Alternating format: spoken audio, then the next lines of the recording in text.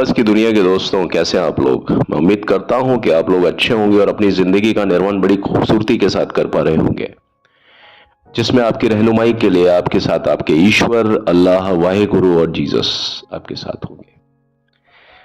आज हम बात करेंगे अमिताभ बच्चन और रेखा के बारे में ही, लेकिन एक अलग नजरिए से, एक अलग अंदाज में। आपको मालूम होगा उमराव जान। कौन सी उमराव जान? पुरानी उमराव जान, यानी वो उमराव जान जिसमें रेखा ने अभिनय किया था, जो कि बनी थी 1981 में डायरेक्टर मुजफ्फर अली द्वारा निर्देशित उमराव जान। मैं उसकी बात कर रहा हूं। उमराव जान, जैसा कि हमें मालूम है, उसमें लखनवी तहजीब तमीज, उसमें वहां के वैशाल्य, वो एक बोलचाल, पूरा एक कल्चर। उमराव जान एक ऐसा पात्र जिसमें वो लड़की नहीं है। उमराव जान एक वो लड़की नहीं है जो कि अपने वैश्यालय वाली जिंदगी को छोड़ करके वो उस दुनिया से भाग जाना चाहती है। वो पात्र सिर्फ उतना ही भर नहीं है, बल्कि वहां पर उमराव जान से कहीं ज्यादा वो लखनवी तहजीब तमीज का एक किरदार है, जो कि रेखा ने अभिनीत किया उमराव जान अदा के रूप में। वहां पर रेखा के लिए दो कोरियोग्राफर्स थे, है ना। दो कोरियोग्राफर के बीच में रेखा, और वो भी माने हुए कोरियोग्राफर, एक तो बॉलीवुड के बड़े दिग्गज और दूसरे जिनका की नाता बॉलीवुड से नहीं था। दोनों ही दिग्गज के सानिध्य में रेखा ने जो कथक किया, वो कथक ऐसा कथक था जिसकी कभी भी रेखा ने कोई फॉर्मल ट्रेनिंग ली ही नहीं। आप समझिए, कथक के जो मूवमेंट्स होते हैं, फेशियल या फेस एक्सप्रेशन, नेक मूवमेंट, आप आईज मूवमेंट, आई रोलिंग मूवमेंट, वो जो चीज होती है, चेहरे के एक एक तलखियां, आप देखिए, इस तरह की चीजों के लिए रेखा जो थी ना, वो पहले वो चीज कभी रेखा में आई भी नहीं थी। रेखा उन सब चीजों से दो चार पहली बार हुई थी फिल्म उमराव जान के जरिए। हालांकि उससे पहले रेखा की मुकद्दर का सिकंदर आ चुकी थी, लेकिन अगर आप मुकद्दर के सिकंदर के किसी भी गाने पर रेखा को देखेंगे और उसके बाद में आप उमराव जान के किसी भी आप गाने में जहां पर वो मुजरा कर रही होती है, खासतौर पर, है ना, एक बार तो मेरा कहा मान लीजिए, दिल क्या है, ना वो गाना है ना, चीज ये मेरी जान लीजिए। आप खास तौर पर वहां देखिए कि रेखा के आईज के गले के जो मूवमेंट्स हैं वो किस तरह से हैं, गर्दन के। कहीं ना कहीं रेखा का जो इंप्रेशन है वो आपको कहीं मीना कुमारी से टच करता हुआ नजर आएगा। मीना कुमारी वाला एक कट है रेखा में। रेखा में वो कट नहीं है जो कि वैजंती माला में, वहीदा रहमान में हुआ करता था। रेखा अपने आप में एक अलग है, लेकिन अगर रेखा का कहीं पर कोई, मैंने बताया, अगर आप कहीं पर झलक महसूस करेंगे तो मीना कुमारी से, और मीना कुमारी से रेखा बहुत ज्यादा इंप्रेस्ड थी। उनके ही मेकअप मैन को उन्होंने हायर किया था। पहले उनका कोई और ही मेकअप किसी और प्रकार से हुआ करता था, तो बहुत सारी चीजें रही। बहरहाल मैं जो आपको आज बताने वाला हूं वो एक किस्सा इस प्रकार है कि अमिताभ बच्चन, जब कुली फिल्म का जब वो इत्तेफाक हुआ था, तो अमिताभ बच्चन के बहुत ज्यादा दिक्कत हो गई थी और अमिताभ बच्चन को क्लिनिकली डेड घोषित कर दिया गया था। अमिताभ बच्चन के बारे में ये बताया जाता है कि उनको लिख दिया था कि साहब अमिताभ बच्चन मर चुके हैं, और जया बच्चन को कॉल किया जाना था। अमिताभ के छोटे भाई ने, अजिताभ ने, अपनी जया भाभी को ये बात बताई। और आप समझते होंगे कि क्या आलम होता है, क्या चीज होती है उस समय जब एक छोटा भाई अपने बड़े भाई की मौत की खबर अपनी भाभी को दे, और बहुत ज्यादा दिल पर पत्थर रख करके बिना रोए वो जब इस चीज को बोले कि आप आ जाइए और एक अंतिम दर्शन कर लीजिए। अब बताइए, Jaya Bachchan breach candy hospital में जाती हैं, जहां अमिताभ का पूरा इलाज डॉक्टर वाडिया कर रहे होते हैं। और डॉक्टर वाडिया के अमिताभ बच्चन पूरी जिंदगी भर आभारी रहेंगे। वो उन्हें अपना एक ईश्वर समझते हैं, ये समझ लीजिए आप, क्योंकि उन्होंने ही उनको एक प्राणदान दिए थे। क्योंकि जो अंतिम जो ट्राई किया था जो उनके साथ में, वो किसके दिमाग की उपज थी? वो डॉक्टर वाडिया के ही दिमाग की उपज थी। जब जया बच्चन हॉस्पिटल पहुंची, उन्होंने अपने पति को देखा, अमिताभ बच्चन को, जो कि बिल्कुल मृत, मतलब मर गए थे वो। लेकिन वो जब उनसे लिपट करके रो रही थी, तो उन्होंने देखा कि उनकी जो छोटी जो उंगली है हाथ की, उसमें हलचल थी। तब उन्होंने बोला, वो तेजी से चिल्लाई कि इनके हाथ में एक मूवमेंट हो रहा है उंगली में। तभी डॉक्टर वाडिया ने अपने सारे जो भी कुछ उनके इंसुलिन्स जो थे, जो जिसको बोलते हैं कि जितने भी आपके स्टेरॉइड्स होते थे उस टाइम पर, उनको पॉपअप किया और पूरी जी जान लगा दी उस पूरी टीम ने, डॉक्टर वाडिया एंड टीम। और उसका फल ये निकला, और साथ में लोगों की दुआएं भी, करोड़ों लोगों की दुआएं उनके साथ जुड़ी हुई थी, बच्चन साहब के साथ में। तो वो सारी चीजें चल रही थी। अमिताभ बच्चन अपने उस समय से निकल भी आए थे। वहां मैंने आपको यह भी बताया था कि रेखा को मिलने की इजाजत नहीं थी अमिताभ बच्चन से, लेकिन किसी तरह से रेखा इस चीज में कामयाब हुई कि कम से कम वो अमिताभ बच्चन को वार्ड, जहां पर अमिताभ बच्चन का इलाज चल रहा था, उस आईसीयू के दरवाजे से कुछ गज की दूरी से ही सही, रेखा अमिताभ बच्चन को देख सके और उसके लिए मौन दुआएं कर सके। बाद में उन्होंने महाबलेश्वर में उनके लिए जाप भी रखा, ये मैंने अपने एक पुराने वीडियो में बताया था। और तिरुपति बालाजी पर भी वो परिक्रमाएं उन्होंने दी, नंगे पांव चली। बहरहाल उसी के बाद की एक बात है कि जब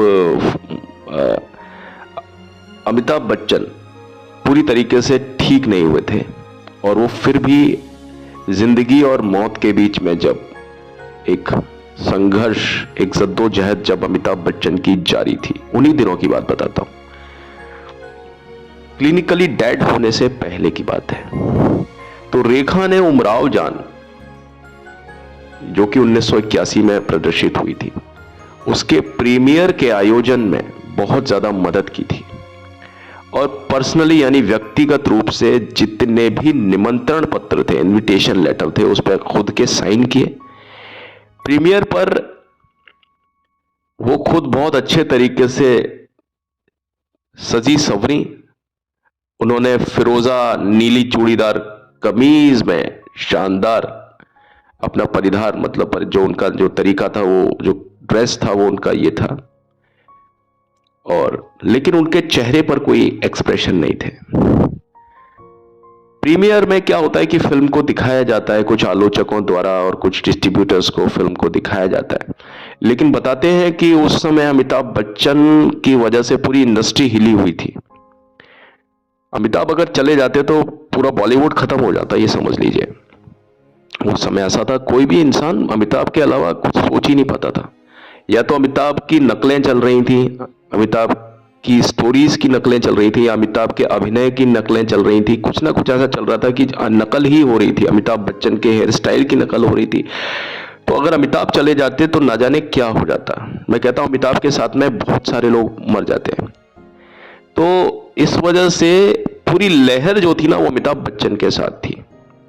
लोग बाग सिर्फ अमिताभ को ही कंसीडर कर रहे थे, है ना।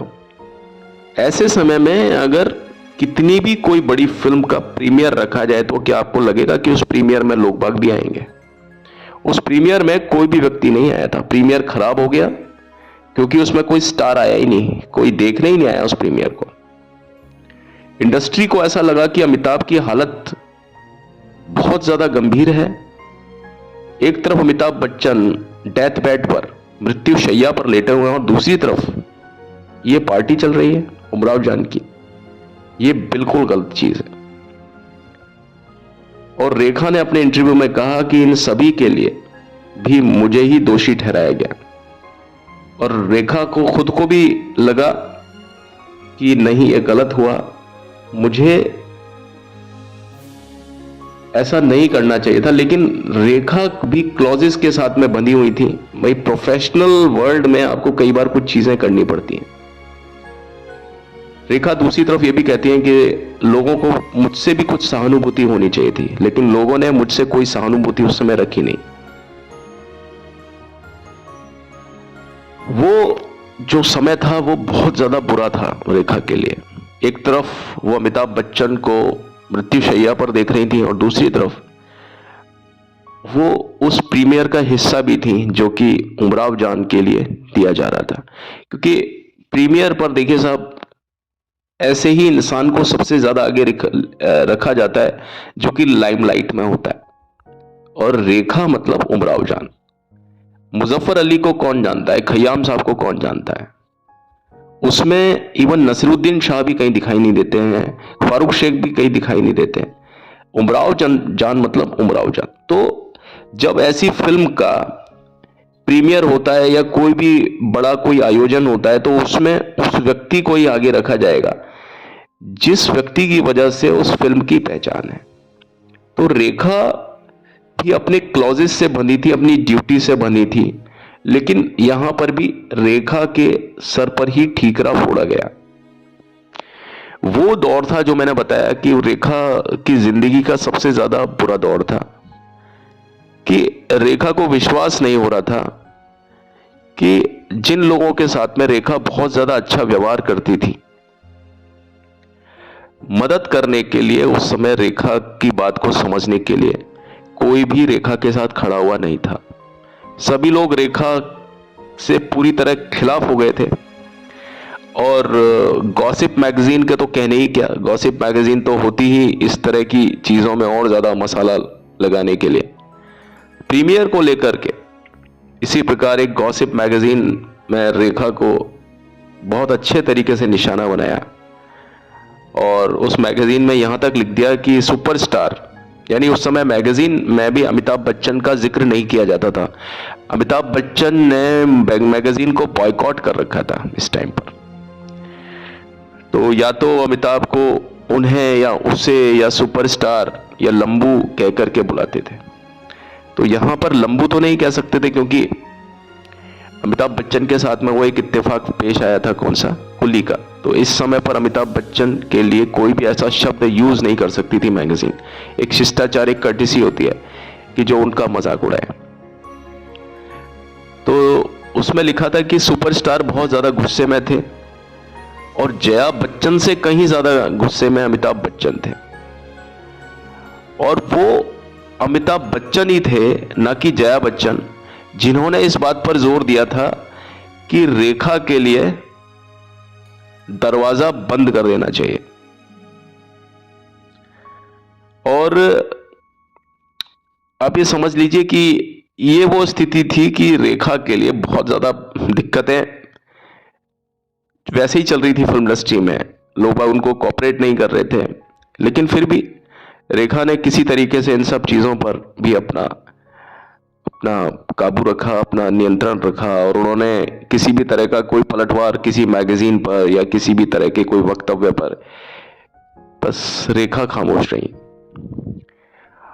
और इस तरह की चीजें, बहुत ज्यादा अटकलें लगी रेखा के बारे में। अब देखिए, मुझे ये बातें बताने का एक औचित्य या उद्देश्य सिर्फ यही है कि इस तरह के जो समय में, इस तरह के पीरियड्स में, इस तरह के कालों में इंसान वैसे ही बहुत ज़्यादा परेशान होता है, जहनी तौर पर और आत्मिक स्तर पर भी। और वहाँ आपके साथ में ये सारी चीज़ें हों तो ये चीज़ें इंसान के दिल दिमाग पर क्या गहरा असर करती होंगी, ये मुझे बताने की, आपको समझाने की ज़रूरत नहीं है। बहरहाल आज की वीडियो में बस इतना ही।